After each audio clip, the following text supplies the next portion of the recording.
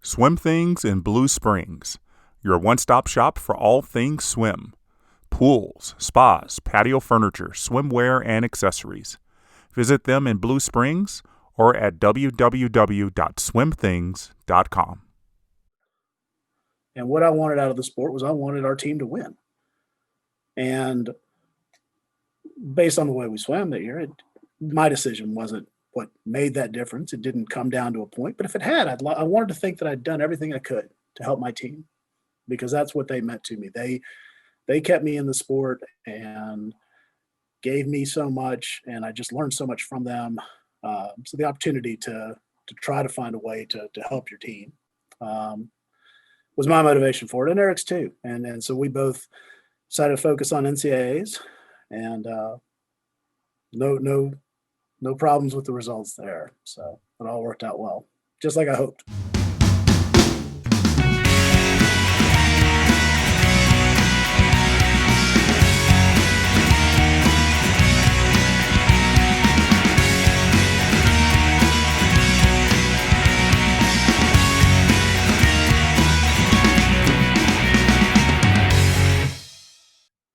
Hi, everybody. I'm so glad you're here for today's episode of The Journey.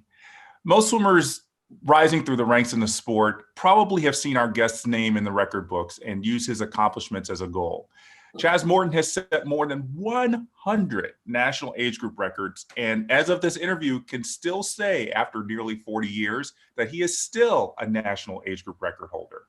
And it's my pleasure to welcome Chaz to the show. Chaz, it is so good to see you. How are you today?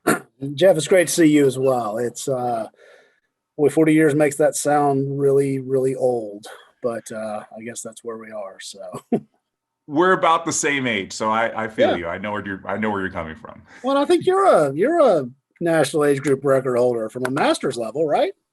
And I was a USA Swimming national age group record holder too. I only had 2 of them, so I'm way down the list in terms of numbers. Well, you still are your master's records still standing? Yes, they are.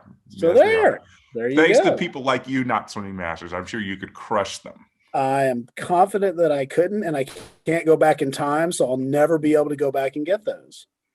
Yeah, that's true. Once they're broken, they're gone. Yeah, that's the sad part. Well, I guess I should call you Commissioner Morton now. That's kind of your big thing. It is a big thing. Anytime you get an opportunity to serve your community, that's an important role. And anytime you're in elected office, it absolutely is. That being said, I'm a county commissioner for Williamson County. There are 23 other county commissioners that I serve along with. We're the legislative body for our locality, and so I tell people all the time I don't have any power to make any decisions by myself, so don't worry too much there. I serve with a lot of great people, but it is a very important role, and I've loved doing it, and it's been just a great experience. So, who or what sparked the idea of you running for county commissioner? Yeah, so going back half a lifetime ago, I was a public policy major in college, and so I'd always been interested in policy. Going back a little bit further than that, I'd always been taught and taught in school, taught by my family, taught by example that you should always try to give back. And so once I returned back to Franklin, Tennessee, where I am now, I'd found other avenues of service through Rotary, through community foundation boards, through just other opportunities there. And this was just sort of the next step in that evolution of trying to find a way to serve. So I think sometimes people refer to it as politics. I've told people this is not a political position. This is a service position. And at $500 a month, it truly is. So it's something I want to do to give back. And that's very important to me. And I'm just proud to have the opportunity. Well, you're about 3 years into this 4-year term. Are you already thinking about reelection? Still a little ways away from that. I guess, I'll have to make that decision probably about a year from now. 2022, I guess, would be when I would run again for this. So it's something we'll think about here over the next year, but I've enjoyed the experience for sure. When you were a kid, was there ever a thought about pursuing any kind of life in politics? Um, yeah, a little bit. I mean, I think it was certainly, the same way when you're young, um, everybody dreams of being an Olympian, and everybody can't be an Olympian. But you can still find a way to be the best swimmer that you can, to reach your own personal goals. Um, Sort of looking at what those higher levels of office meant to me. And those are sort of the only things I knew when I was a younger kid. You don't really realize that city government and county government and the things that go on, you just see the things on the news. You know that there's a president, and you know that there are these senators and things.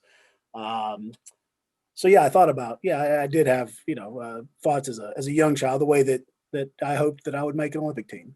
Um, but I'm very, very happy with where I am and what I'm doing, and still a ways to go. I'm probably not ever going to make an Olympic team. I feel pretty comfortable with that statement, although I guess it's not impossible. And similarly, there's always room to grow, but I'm really happy with where I am, and I found that you can just give back so much more and see a direct impact. My brain has always worked better with seeing direct impacts on people and knowing the people that I'm affecting by my decisions. Well, clearly you've always been a leader, being captain of the Stanford swim team, and even today as a partner in your law firm, also being a public servant and being an involved parent in the community. How instrumental was swimming in your life and helping you realize that you could be a good leader? Well, I hope I'm a good leader.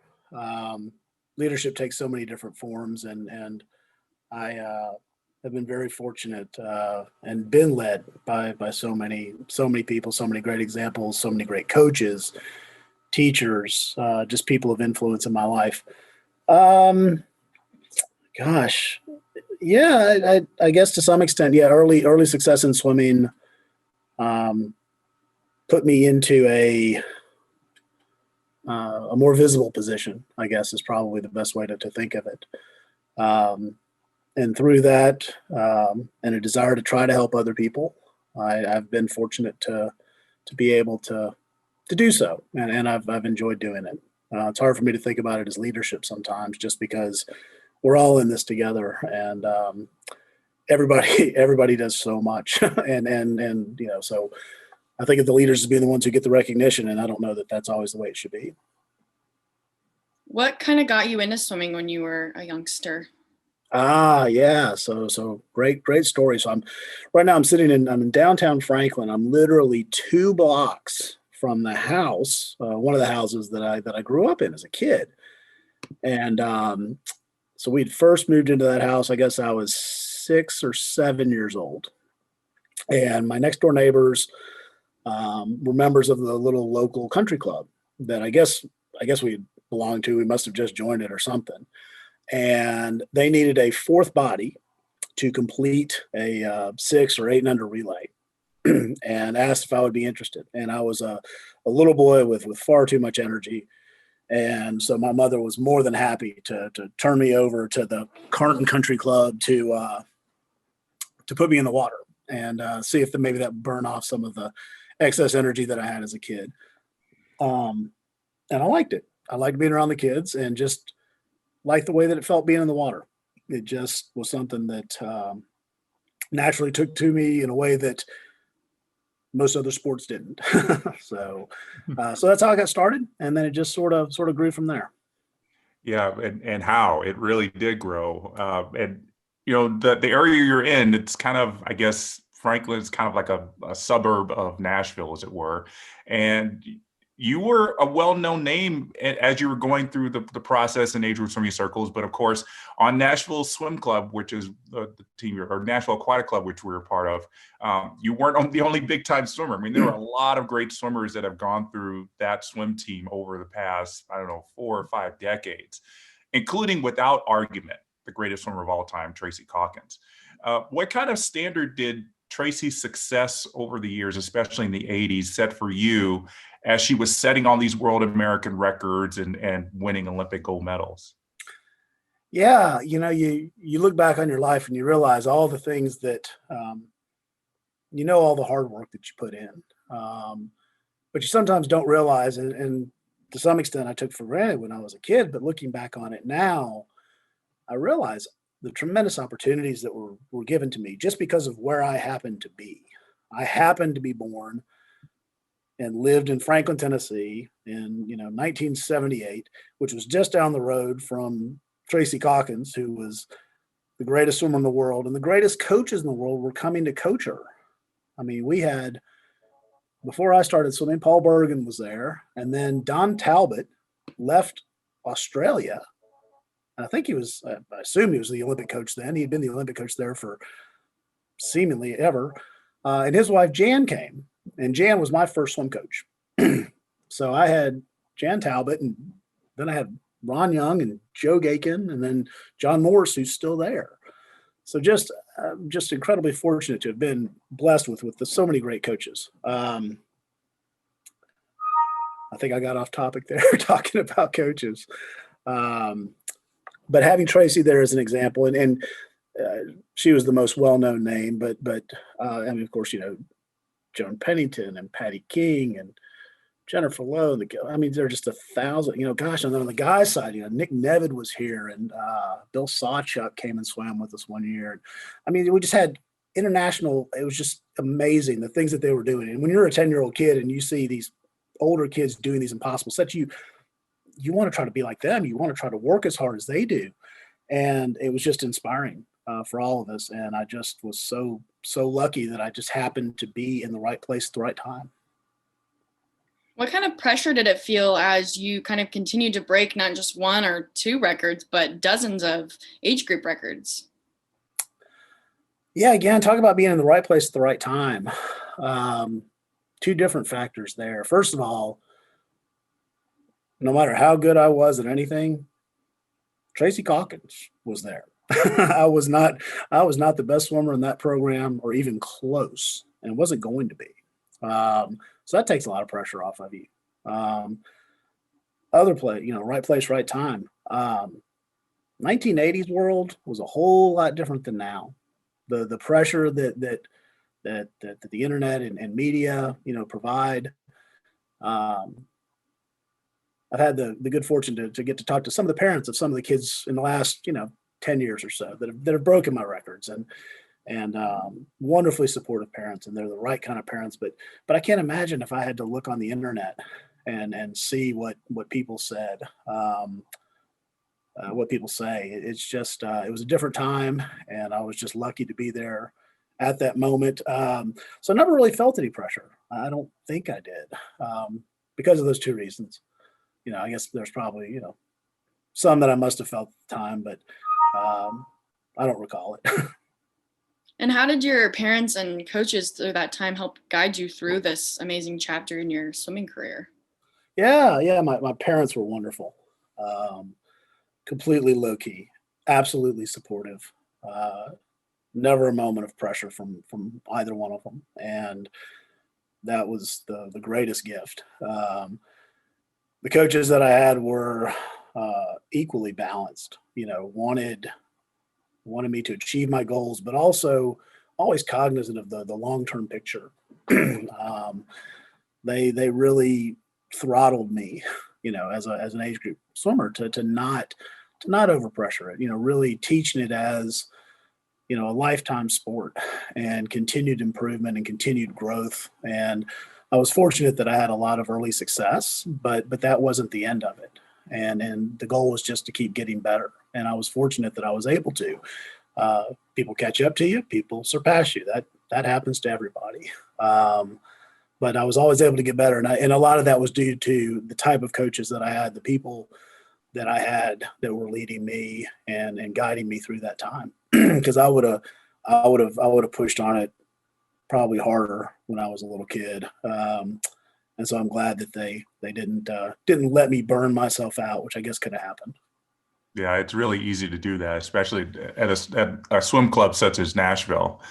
I was just a few years younger than you, so I knew of the records that you had set. Every month we'd get, or every twice a year or so, we'd get Swimming World Magazine. We'd see the list of the age group rankings, and you get to see the age group records and seeing Chaz Morton on almost all of them. It was hard. It was not hard for everybody to know who you were, especially when you were making those records a goal. And, I thought some of them were just almost seemingly impossible. And of course, many of them were. They lasted for many, many years. Out of all the ones that you broke, are there any age group records that you set that still stand out to you right now? Yeah, there are a couple. At one time, I had the 100 freestyle record as a 10-year-old, and I remembered swimming it. I was swimming it. It was out at the Dynamo Swim Club. I don't know if you ever had a chance to go swim at Dynamo, but it was at their February meet. I was 10 years old, and I was never a freestyler. Just not my body type. Should have never been swimming it. But that 100 freestyle, for some reason, my coach said, wanted me to breathe to the left. I guess I was choppier on my right side. I always felt like if I was trying to sprint, I'd breathe my right side. If I was trying to stretch it out, I'd breathe to my left. And he said, breathe to your left. And I did. And it was the smoothest, easiest feeling, the best feeling swim. And I hope everybody's got one that they remember. But that just felt right. And I still remember how it felt. It just felt right as a 10-year-old. And so I still remember that 54-74 100 freestyle in 1981. But I'm sure there are others. But that swim stands out to me because it's not something that I should remember, but sticks with me. So. Oh gosh, that's fast for 10 years old. I mean, I work with a lot of 10-year-old kids, and the thought of them even breaking 110 in 100 freestyle is amazing. So to think of that a 10-year-old go 54 seconds. And obviously, kids obviously have gone faster than that now, but that just seems amazing. So as you got older and started to you became a teenager, started swimming in high school, going outside of your bubble in Nashville, as swimming out in other places, did you feel like there was a celebrity status that was following you on the deck? I really wasn't aware of it, or maybe tuned it out to some extent. I mean, I do think that there was, some, this kid's about to go swim, let's go watch. But everybody I was around, my teammates were always great. Everybody, my competitors were great. I never really felt that, or at least not in a way that made me very self-conscious. If it was there, perhaps I just didn't blocked it out or learned to deal with it. But it was a different world back then. Like I said, it was just the 400 parents that were there, to sit inside of a stifling, indoor pool to watch their kids swim for 2 minutes and then wait the next 3 hours. Yeah, how parents do. It's impressive that they do that for their kids, and it's amazing. It's really amazing. So. Yeah, and you talked about this earlier. I mean, it wasn't the internet age where you swim and 2 minutes later the world knows what you did. So it was a much different time, and I think probably that definitely had an effect. Yeah. Back then, you waited, and I remember waiting for that.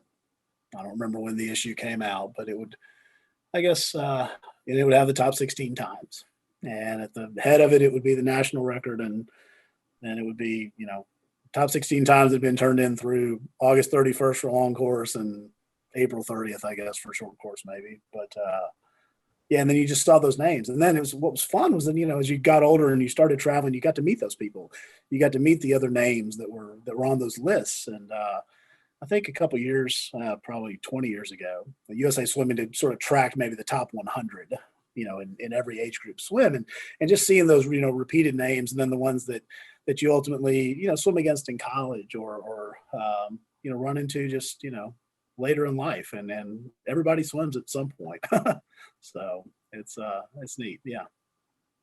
So you do have one national age group record still standing today. It's in long course, the 100 butterfly for the 11 and 12 age group with a 58.74. Of all of the records you broke, why do you think that one is still around after 40 years? Yeah. Let's see. I remember that swim too. That was in Indianapolis. That was my first junior nationals. And I think this I can't confirm. I think I was in the same heat as Mel Stewart, and he was a couple years older than me. And I think I beat him. I'm pretty sure that's the last time I ever beat Mel in a butterfly race. But you got to live on those things when you can. Why is that one stuck around? I had an opportunity to swim against better competition, and that probably helped bring out a faster race for me. It has lasted longer for the same reason that the other national records that are older than mine have lasted. The long course records last a little bit longer. Turns have just gotten so much better. Underwaters have become so much more part of the part of what it is in short course swimming. So I think that's what's contributed to that. It may have been a defective timing system at Indy that year. I don't know. Yeah, it was at Indy. So I mean, it was just when that pool was just first built too. So I mean, the fastest pool and the great competition and just hit it right. So it's a little bit odd though that one that it has stood. I sort of had the perfect birthday for age group swimming. My birthday is March 27th, and so I was literally about as old as you could be through short course season to sort of be able to max out on size and growth and age at a time that we used to traditionally just sort of peak for 2 meets a year. You peak in March, you peak in August, and so I was very fortunate to have that advantages too. Again, just born at the right place at the right time. So you said earlier that you actually have talked to some of the parents of the children who've actually broken some of your records. Do you keep track of everyone who's broken your records? I can't say everyone, but I do still follow the sport, and usually someone will either will let me know if someone's coming up on something, and I do like to reach out to those parents because I know the work that I know the dedication that the parents have shown. I know how hard the kids have worked, and so yeah, I do like to reach out just to say congratulations when I can, just because it's nice to see the sport progress, and good to see records broken. I am curious as to why all of the record breaking you did kind of came at a halt when you turned 15. Yeah.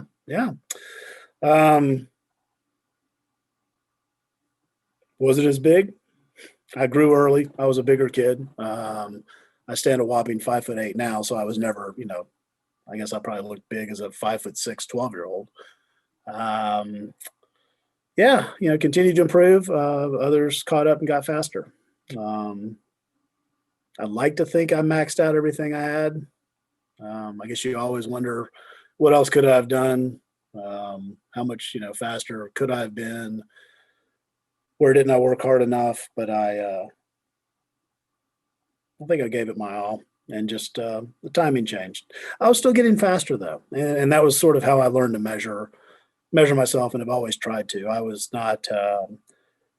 the greatest competitor in that I wasn't worried about beating whoever was next to me. I was far more interested in how was I doing relative to the last time I tried. So that was. So I saw people were going faster, and while I wanted to keep getting faster myself, I never measured myself by how much faster somebody else was going than I was. Yeah, it's really interesting you talk about that you stopped growing. This is a funny story, Chaz. I've never really told you, but I remember the first time I actually met you. I think I just briefly said hi to you was at a dual meet at Stanford. And we were both doing the 200 breaststroke, and you were in the lane next to me. And I looked over and I was like, as I said, Chaz Morton, the name was, you feel like this guy must be 10 feet tall. And there you were. I was, 5'11", 6 feet, and there you were 5'8". And it kind of set in a little reality is like, yeah, you don't have to be the tallest person in the place to swim really fast. I mean, like you said, you kept getting faster, but it didn't matter how tall you were. Yeah, it's a power-based sport. It's what kind of, how much force can you exert, and if you've got a smaller body, you don't have to pull as much around. Now it helps to have longer levers. There's a reason that that swimmers are not typically built like I am. But yeah, it's funny to sort of hear later in life, and actually where I play, like a lot of older people. I've taken up golf somewhat, and one of the people that I play golf with on occasion has actually made a decent amount of money betting newcomers as to whether or not I was an All-American athlete of any form. And then doubling down on whether or not, the sport that I did do, if in fact I did, was swimming, because they look at me and I'm the least looking swimming thing they've ever seen. So they're like, oh yeah, this is easy money on the other guy. And he's actually won a little bit of money on that. Never gives any of it to me, but yeah. I don't look like a swimmer. I probably look more like the divers, but but power-based sport, and you find a way to get through it. And Eddie Reese used to always say, swimming's a blue-collar sport. It's a whole lot more about the work you put in. So definitely don't let size limit you. Yeah. Well, even though you weren't breaking national age group records, like you said, you were improving, you were winning high school state titles. I think you were, I don't know if this is true, I'd have to look this up, but I think you were like one of the few people to win 4 state titles in a row, freshman through senior year in Tennessee, which is not a slouch in terms of a swimming state.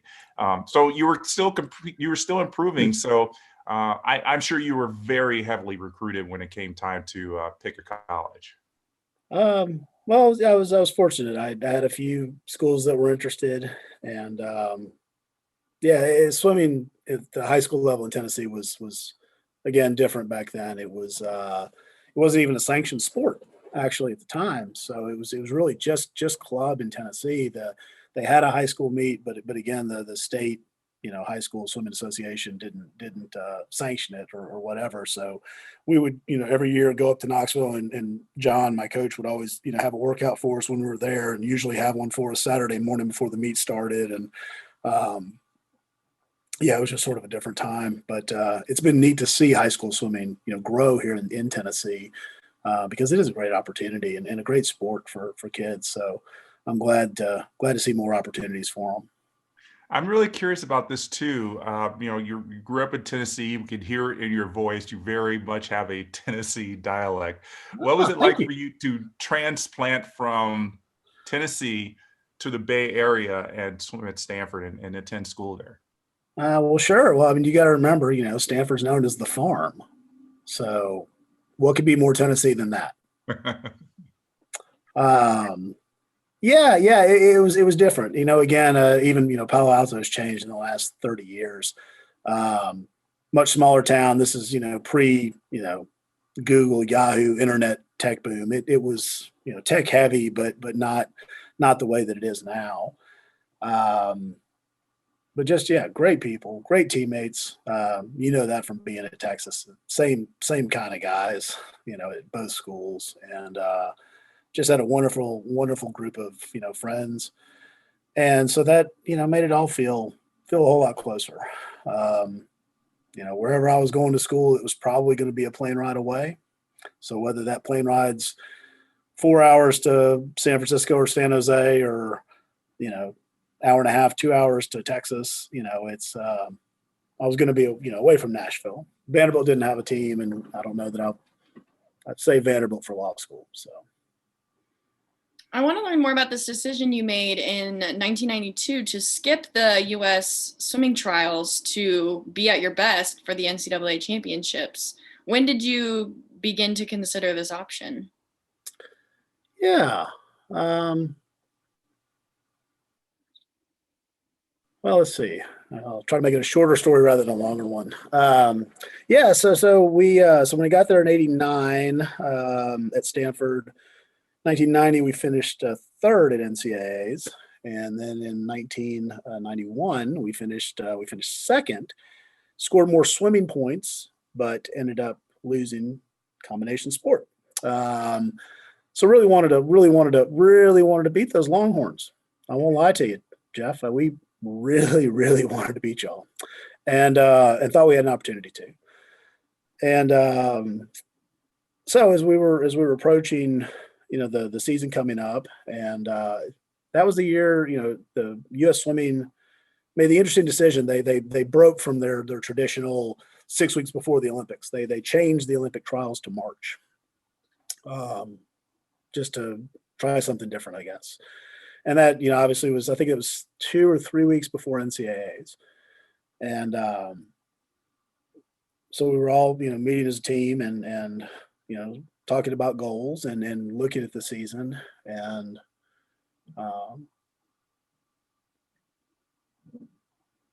being an Olympian's got to be awesome. I know people who are, and I have tremendous admiration for them. I don't know that I was going to be an Olympian. In all honesty, on my best day in 1992, I'm maybe third. You couldn't have put a motor behind me and had me beat Dave Morton or Eric Namestick that year. Just better. So some realism to third is about as good as it's going to be. Now, you go though, you take the chance. What I learned when I got to Stanford, swimming's always described as an individual sport, and I didn't have a high school team. There wasn't high school swimming.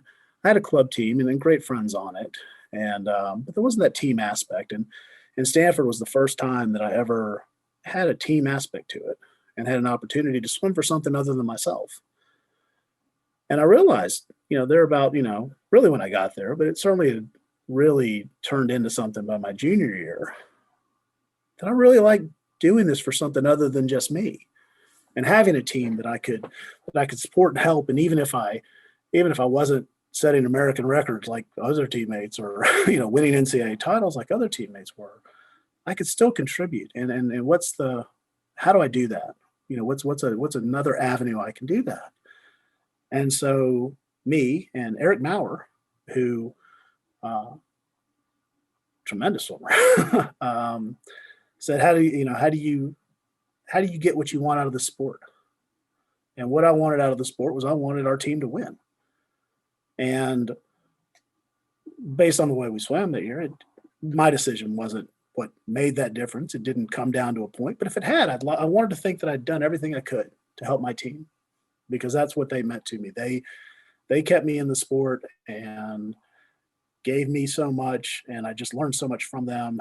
So the opportunity to try to find a way to help your team was my motivation for it, and Eric's too. And so we both decided to focus on NCAAs, and no problems with the results there. So it all worked out well, just like I hoped. Yeah, it was obviously a good decision to do that, since Stanford trounced the competition at the 92 NCAA championships, which Jeff probably doesn't like to hear that, but because he swam at Texas. But even after winning the title, did you look back and wonder what might have happened if you did swim at trials?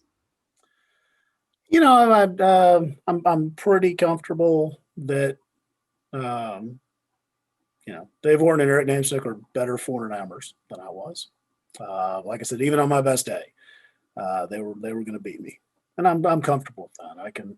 And I think I was pretty comfortable with it then. I guess you can always sort of second guess and hope and wish, but I don't have any regrets. Never a regret. So I guess I guess you look back on it maybe, but definitely no regret. Yeah, it's definitely a good way to approach life and not have any regrets. It's very hard to do that. Everybody looks back at some point in their life and say, what if I had done that? But obviously as a swimmer, that's a tough decision, and obviously one that, it's many people who either did swim in Olympic trials and swam well and didn't swim well in NCAAs, or vice versa, or whatever. They probably all look back and say, what if? And you're probably one of the few that's been able to do that. So kudos to you, Chaz, because 92, it was tough for a lot of people. I remember I was one of them saying, well, how is this going to affect my swimming? Having not just to qualify for Olympic trials at like qualify for NCAAs at like the conference meet, and then you got trials, and then NCAAs, that's basically 3 tapers in 2 months. And it was tough for a lot of people. And I'm sure you saw it with a lot of your teammates, and it's amazing to me that you don't look back on it with regrets, because I know that a lot of people still are. Oh, wow. Yeah, like I said, I was just blessed with just a wonderful team experience, and Skip did just a fantastic job of fostering that team aspect the same way Eddie does. Again, anything I say about Skip, I say the same thing about Eddie Reese, because if there was any other person in the world I was going to swim for, it was Eddie, because they had the same group of guys. I mean, like I said, it was the same people, and you just want to help them. You want to help your team. And so, yeah, that's I got lost in my talk there. I'm sorry about that. No, it's really just absolutely amazing to hear that you don't look back on that and wonder what if.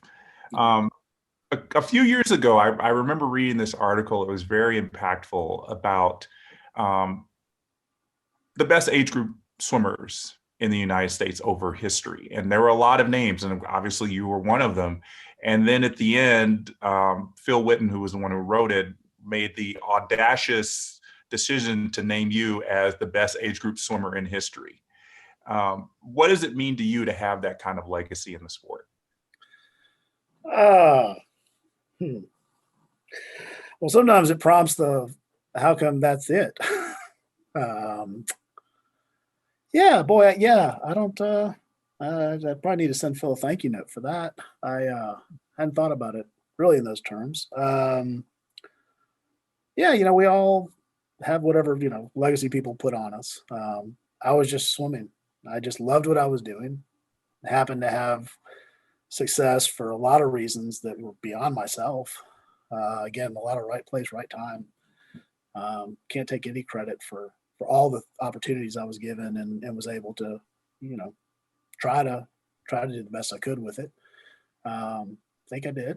Again, that's the goal for everybody. All you can do is be better, and the opportunities you're presented with, try to make the most of them. And I did. So, yeah. What does it feel like to be the greatest age group swimmer? My running joke has always been, it's sort of like being Gary Coleman.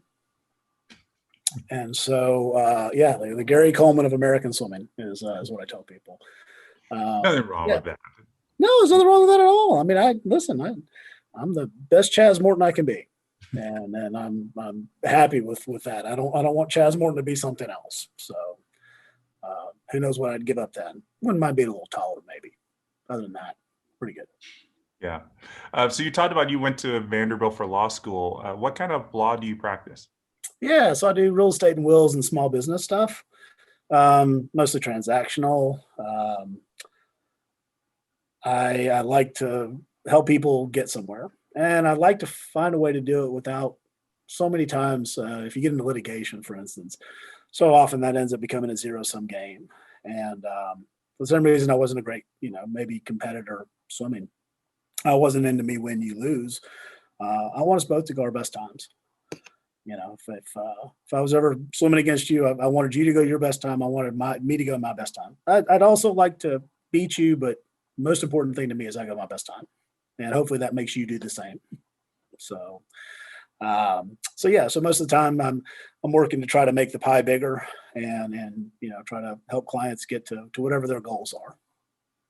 That's really amazing, and I know a lot of swimmers who have become lawyers, and they tend to say that the competition aspect of swimming, not the training aspect of swimming, is what really helps them in their law practice. Do you agree? Does that apply to you as well? Yeah. I mean, I guess. I mean, I think that the time management skills that you have to learn as a swimmer, just because of the commitment that you have to put into it, pays the biggest dividends. You just have to learn how to organize. You have to learn how to compartmentalize. You have to know how to get along with people. You have to know how to, put your face in the water, put your face in the paper, and do the work. It's yeah, you definitely, swimming teaches life lessons for sure. And I hadn't put enough thought into how many different ways that it's impacted me, but it's definitely helps. So, well, we asked this of a few of our guests, and I'd be really curious to know what your answer would be to this. You already talked about that you're going to start considering in about a year if you're going to run for re-election as county commissioner. But where do you see yourself in 5 years? Where does the journey take you? Hopefully still here. In a world of pandemic, yeah, you certainly try not to take things for granted. Really like what I'm doing. I'm really, really very fortunate there. Gosh, in 5 years, my kids will be juniors in high school.